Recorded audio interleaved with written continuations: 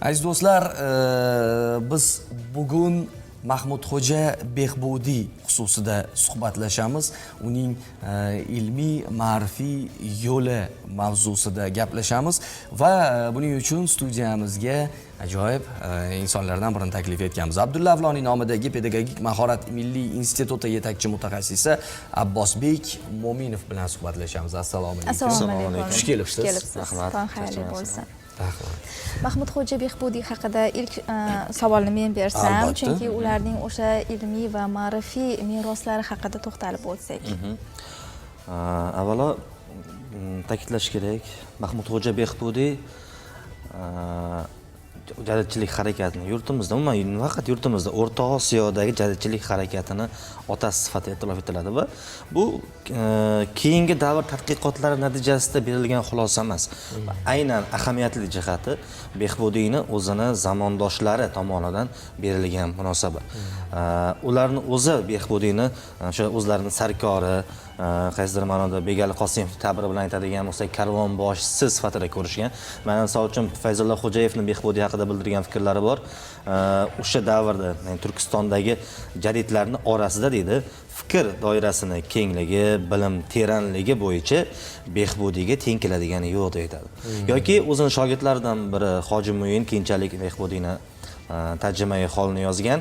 U aytib o'tadi, Behbudiy yangi o'zbek adabiyoti, shakllanayotgan yangi o'zbek adabiyotida eng oldingi o'ringa qo'yishga loyiq zot deydi. Yoki bo'lmasam chet el olimlaridan o'sha vaqtda yurtimizda bo'lgan sharqshunos olim Samoilovich aytib o'tadiki, Turkistonda yangi adabiyot shakllandi.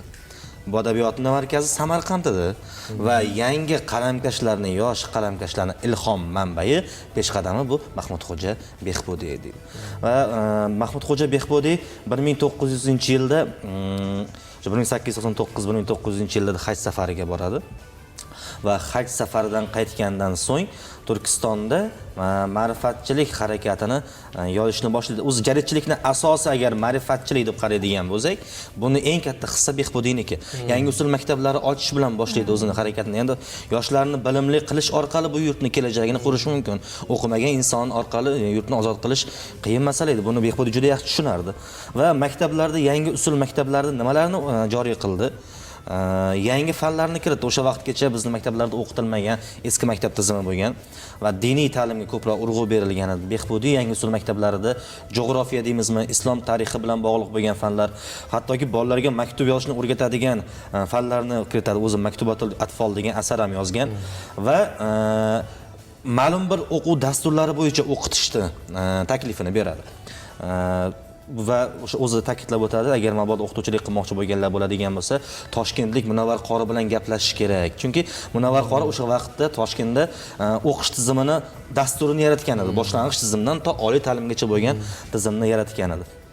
Va birinchi o'rinda maktablar uchun darsliklar yozish kerak, o'qituvchilarning o'zi. Negaki o'sha vaqtda rus tuzilma maktablari bor edi yurtimizda va shu bilan yana bir qatorda No'g'ay jadid maktablari bor edi. Endi rus tuzilma maktablari bu mahalliy aholini ruslashtirishga qaratilgan maktablar tizimi. Endi No'g'ay jadid maktablari yangi usul maktab edi, faqat ulardagi darsliklar tilimizga to'g'ri kelmas edi. Afg'onistondan, Turkiyadan, Tataristondan kelgan darsliklar edi va yoshlar, mahalliy yoshlar u tilni tushunmas edi, qiynalardi. Shu sababli Behbudiy o'zimizni tilda, bolalarimizga tushunarli bo'lgan, ko'rib anglay oladigan tilda darsliklar yaratish kerak degan g'oyani berdi. Boshqalarni ham shunga da'vat qildi. O'zi peshqadam bo'lib bir necha darsliklar yaratdi va nima deydi?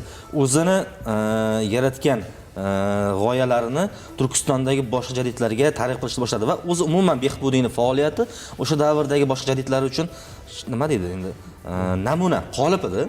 Behbudiy qaysi faoliyatni amalga oshiradigan bo'lsa, boshqa jadidlar ham undan andoza olgan holatda o'sha faoliyatni amalga oshirishardi va shunday qilib yangi usul maktablarini qurishga harakat qiladi va keyinchalik misol boshqa sohalarda dramaturgiya bo'yicha, siyosiy faoliyat bo'yicha ham faoliyat davom ettiradi. Abbosbek aka, chindan ham yaxshi mavzuni uladingiz. Behbudiy nafaqat maktablar ochish bilan mashg'ul bo'lgan, balki publitsistika, dramaturgiyada ham juda yaxshi ijod qilgan deya bemalol aytishimiz mumkin. Tamal toshini qo'ygan. Teatr bu ibratxonadir degan so'zlarni ham aynan Behbudiy bobomiz aytgan. Aynan mana shu mavzudagi meros haqida gaplashaylik. Endi bugun qaysi tushuncha bilan aytishim mumkin, maqola navis deymizmi, publitsist deymizmi? Maqola navislikni ham yurtimizdagi asoschisi otasi Mahmudxo'ja Behbud. Endi yangi ma'lumotlarga olib qaraydigan bo'lsak, o'zi matbuotga asos soldi. O'sha davrda ijtimoiy tarmog'i sifatida yangi matbuotga Samarqand gazetasiga asos soldi dastlab, lekin 45 ta sonidan keyin yopildi hukumat tomonidan va undan so'ng Oyna jurnali, yurtimizdagi ilk jurnal bo'lmish Oyna jurnaliga asos soladi.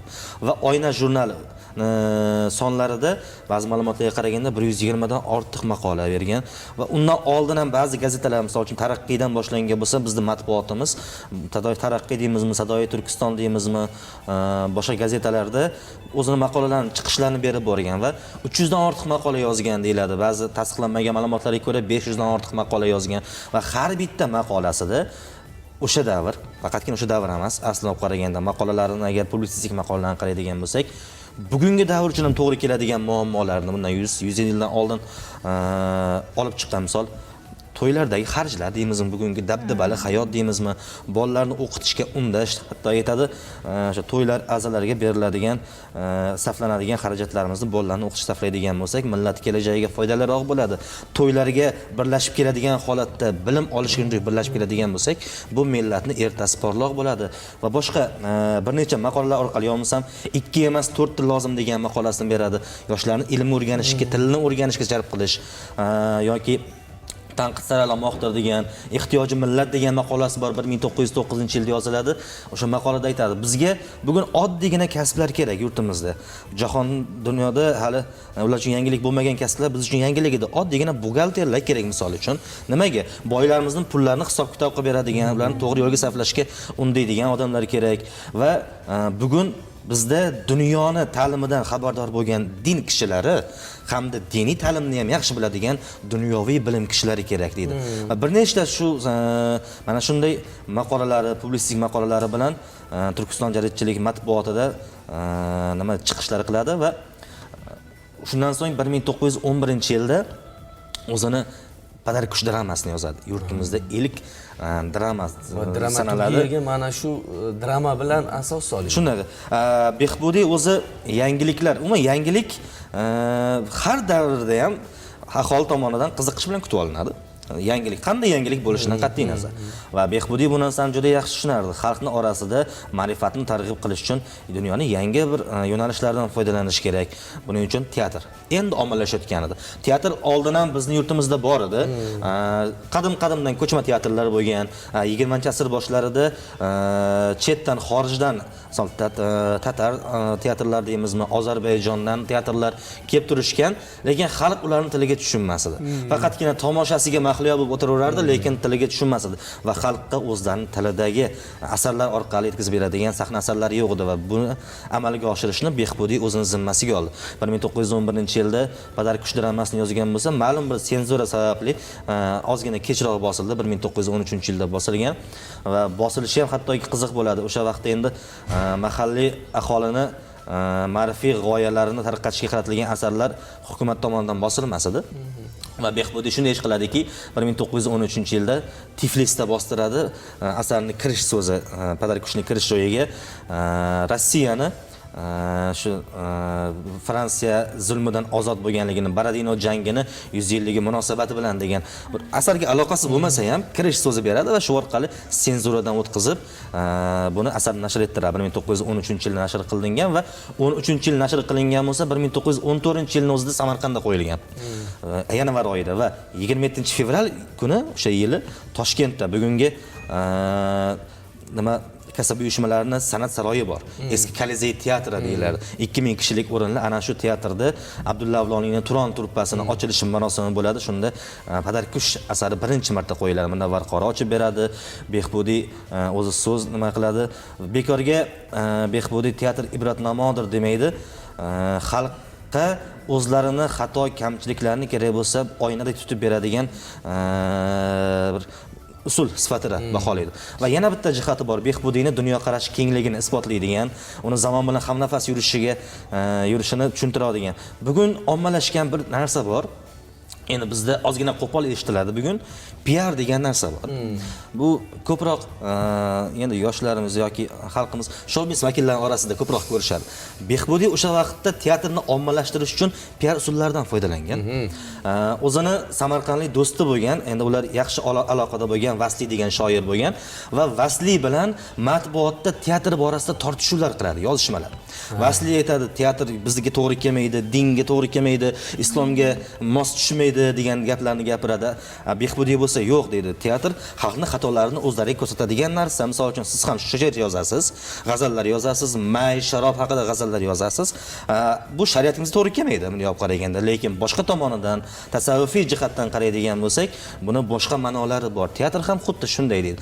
Va ularning tortishuvlari natijasida xalqni teatrga o'zi nima ekan bu degan qiziqishi paydo bo'ladi va birinchi marta Samarqandda teatr qo'yilgan vaqtda xalq hattoki o'sha teatr sahnasiga sig'may ketganligi, 300-400 kishilar qaytib ketganligi borasida ham ma'lumotlar beriladi. Xuddi shunday va hozir Mahmudxo'ja Behbudiy bobomiz haqida juda ham ishlarini sanog'iga yeta olmaymiz agar aytsak, lekin o'zi ular shaxsiyati haqida to'xtalmoqchi edikda, ular qanday inson bo'lganlar o'zi? 1923-yilda o'sha vaqtda chiqadigan Zarafshon gazetasini mart soni deyarli to'liq holatda Mahmudxo'ja Behbudiyga bag'ishlanadi va o'shanda Ayniyni maqolalari bosilgan, misol uchun, va Ayniy aytadi 1907-yillarda Behbudiyni umuman Buxorodagi har bitta insonning og'zidan eshitish mumkin edi. Shu darajada mashhur edi. Va hali Ayniyni o'zi tanishmas edi.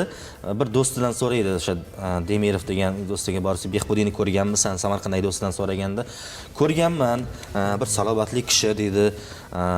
Salobatli kishi ko'rganda salom bermaslikning iloji yo'q. Qana beixtiyor salom berib yuborasan, lekin men salom bergan paytimda alik olganmi yo'qmi ham eslolmayman. Qanaqadir kibrli insonga o'xshaydi, shuning uchun aloqam yaxshi emas dedi. Shunda Ayni bir salobatli insonni ko'z oldiga keltiradi-da va 1908-yilda Abduvohid Munzum degan do'sti bilan birga Samarqandga boradi. Abduqodir Shakuriy, Hoji Mulla chaqirgan vaqtda, o'shanda hozir bulvarda, Abram bulvarida ketayotgan vaqtda bir inson otda farzandini oldiga qo'yib olib o'tib ketayotgan bo'lgan. Bir yuzi nurli bir insonni ko'rishadi va beixtiyor salom berib yuborishadi. O'sha paytda Ayniylar Buxoroda, mamlakatning poytaxti deyishardi va o'zlarini qanaqadir yuqori doira vakillari sifatida ko'rishardi-da. Uncha odamga salom berishni ham nima deydi, xohlashmasin. Beixtiyor Behbudiyga salom berib yuborishadi. Shunda Behbudiy ulardan alik oladi-da, Behbudiyni hali bilishmaydi. Kechga ko'rishamiz sizlar bilan deb o'tib ketadi. Kechga borishsa, o'sha suhbat jarayoniga bu Behbudiy ekanligini bilishadi va Ayni aytadi, hech qachon shu vaqtgacha Behbudiy bilan ko'rishgunimgacha va undan keyin ham bunchalik teran fikrli, uzoq muddat bemalol maza qilib suhbatlasha oladigan insonni ko'rmaganman deydi va boshqa zamondoshlari ham aytib o'tadi, oilaparvar inson edi, birinchi o'rinda. Vatanga sadoqatli edi. O'zi aytgan narsaga o'zi amal qilar deydi. O'sha vaqtda Samarqandning eng boy kishilaridan bo'lgan Behbudiy. Ota vafot etganlaridan so'ng tog'alarini qo'lda qolgan, Mulla Odilni qo'lda qozilik qilgan. Undan so'ng haj safariga borib kelgandan so'ng muftiy lavozimiga ko'tarilgan va har qanday holatga, bir dabdabali to'ylar, bayramlar qilishga bemalol qurib yetadigan inson, lekin biron marta dabdabali bir tantana qilganligini eslolmaymiz deb aytishadi o'sha vaqtda xotiralarida. Va 1919-yilda yanglishmasam Behbudiy haj safariga otlanganida qatl etiladi degan manbalar, ma'lumotlar bor. O'zi umuman sizning izlanishlaringiz, o'rganishlaringizning natijasini so'ramoqchiman-da. Mahmudxo'ja Behbudiy faqatgina haj safariga yo'l olgan bo'lganmi yoki qandaydir bir siyosiy, ma'rifiy maqsadlarni ham o'z oldiga qo'yganmi? Aytish kerak, o'sha 20-chasini boshlarida yurtimizda siyosiy holatida katta o'zgarishlar bo'ldi va Behbudiy 1907-yilda, bilamiz, yurtimizda 1917-yilda Turkiston muxtoriyati tuzilgan. Behbudiy esa 1907-yilning o'zida Davlat dumasiga muxtoriyat loyihasini taqdim qiladi. Va bu loyihada ko'p fikrlar bildirilgan, lekin ma'lum sabablarga ko'ra amalga oshmay qoladi. Va 1917-yilda o'sha Toshkentda Turkiston muxtoriyatini bir maromnomasi ishlab chiqiladi. Maromnoma ham aynan Behbudiyning 10 yil oldingi loyihasi doirasida. Maromnomani agar tanishib chiqadigan bo'lsak, bugungi O'zbekistonning konstitutsiyasi bilan deyarli bir xil. Undagi aytilgan inson huquqlari deymizmi, o'sha din erkinligi deymizmi, vijdon erkinligi, boshqa bir insonni boshqa insondan ustun bo'lmasligi, umuman juda ko'p jihatlari bilan bugungi konstitutsiyamizga deyarli to'g'ri. Chunki Behbudiyning o'z loyihasini xuddi shunday ishlab chiqqan edi. Va Behbudiyning loyihasi faqatgina Turkiston muxtoriyati emas, o'sha vaqtda Qozog'istonda Alash o'rdasi tuziladi, muxtoriyati, Ozarbayjon hukumati tuziladi. Hammasini asosi aynan Behbudiyning loyihasi asosida qilinadi. Chunki Toshkentda maromnoma ishlayotgan vaqtda Mustafa Cho'qay ham o'sha yerda edi, qozoqlarning yo'lboshchisi. Ahmad Zaki Validiy To'g'on ham shu yerda edi. Muhammad Amin Afandizoda Ozarbayjonlarning yetakchilari ham shu yerda edi. Hammasi o'sha maromnoma asosida o'zlarining hukumatlarini tuzishga intilishadi va 1917-yilda hukumat tuzildi, lekin 10 minglab odamlarni qirib yuborgan armandashnoqlar deymiz. Shular orqali Turkiston muxtoriyati yakson qilindi. Behbudiy bu muxtoriyatni yo'lboshchisi edi va bu holat unda juda katta qayg'uga sabab bo'ladi. Ayni aytadi o'sha vaqtlarda Behbudiy Turkiston muxtoriyati yakson qilingan vaqtda juda ham bir parishon xotir bo'lib yurardi. Nimagadir so'rasa, "Ha, kayfiyatim yo'q" deb qo'ya qolardi deydi. Va Behbudiy o'sha vaqtgacha 5 marta haj safarini amalga oshirgan edi. Va aynan yurtida mana shunday holat bo'lib turgan vaqtda uni hajga borish ko'ngliga sig'mas edi. Va o'sha vaqtda dunyoda shunday harakat bor ediki, Yevropada urush jarayonlari va Versal tinchlik shartnomasi imzolanadigan vaqtlar edi. Va Behbudiy aynan 1919-yilda Versal shartnomasi, Versal nimasida Turkiston muxtoriyati masalasini ko'tarish kerak edi. Asli o'sha vaqtda Turkiyaga elchilarni yuboradi, Sadriddin Muftiy va Oybek domlani, Musa Toshmuhammad o'g'li Oybekni qaynotalari Said Nasr Mirjalli o'g'lini ham elchi qilib yuboradi. Ular Bakuda ko'rish kerak edi va o'sha Bakuda ko'rish uchun Behbudiy ketayotgan edi. Faqat Qashqadaryoda ma'lum bir sabablar bilan Qashqadaryo bilan ketadi va biz juda ko'p tarixchilarimiz, adabiyotchilarimiz aytadi, Amir tomonidan qatl qilindi degan gaplarni gapiradi. O'sha vaqtda chetda xorijda chiqqan gazetalardan birida va keyinchalik Naim Karimovning maqolalarida aytib o'tiladi. Rus bolsheviklarini vakili bo'lgan Utkin degan inson tomonidan Amir nomi bilan ushlandi va qatl qilindi va bu narsani amirga yuklandi deydi. Go'yoki o'sha vaqtda Samarqand va Buxoro poytaxt, Samarqand esa ikkinchi markaz. Samarqand ahli Behbudiyni juda yaxshi ko'rardi. Va agarda amir tomonidan Behbudiy o'ldiriladigan bo'lsa, Samarqand Buxoroga qarshi isyon qilishi, bosh ko'tarishi mumkin edi. Bir-biriga gijgijlash maqsadi bo'lgan, bunday olib qaraganda. Va bu narsani mustamlakachi hukumat puxta o'ylagan, afsuski amalga oshmadi. Ma'lum bir siyosiy maqsadlar o'sha ko'zlangan edi bu Behbudiyni safaridan. Afsuski 1919-yilda Qarshida qatl qilinadi va 1926-yildan 37-yilgacha ko'r-ko'rona bizni odamimiz sifatida go'yoki ular sovet kishisi sifatida Behbudiyni e'tirof etib, Qarshi shahriga Behbudiy nomini beradi. Biz mana Behbudiyni oqlayapmiz, sizlar qatl qilgandilaring degan, lekin baribir tarix hech qachon nima deydi? Yomon narsalarni baribir ochiladi bir kun kelib. Bugun mana shunday ma'lumotlarga ko'ra bu hukumatni, mustamlakachi hukumatni nayranglaridan biri bo'lgan degan ma'lumotlar bor. Abbosbek aka, qarayman, siz bilan qariyb 20 daqiqaga yaqin suhbatlashdik-da va mana shu suhbat biz uchun juda ham qiziqarli bo'ldi, ishonchim komil. Ekran qarshisidagi yosh avlod vakillari uchun ham ayniqsa qiziq bo'ldi. Biz bugun buyuk jadidchi, ma'rifatparvar, dramaturg, publitsist bobomiz Mahmudxo'ja Behbudiyning shaxsiyatiga, uning ilmiy ma'rifiy merosiga biroz to'xtaldik. Xolos, aslida bu meros bir ummonga o'xshaydi. Har qancha suhbatlashsak, shuncha ochilib, shuncha go'zallashib boraveradi. Biz keyingi ko'rsatuvlarda ham albatta bu mavzularga yana qaytamiz. Sizga esa rahmat aytamiz. Sog' bo'ling. Xush kelibsiz. Sog' bo'ling. Ilmiy izlanishlardan hech qachon charchamang. Rahmat. Omon bo'ling. Aziz do'stlar, bizda hozir reklama vaqti. Reklamadan keyin qaytamiz. Marhamat.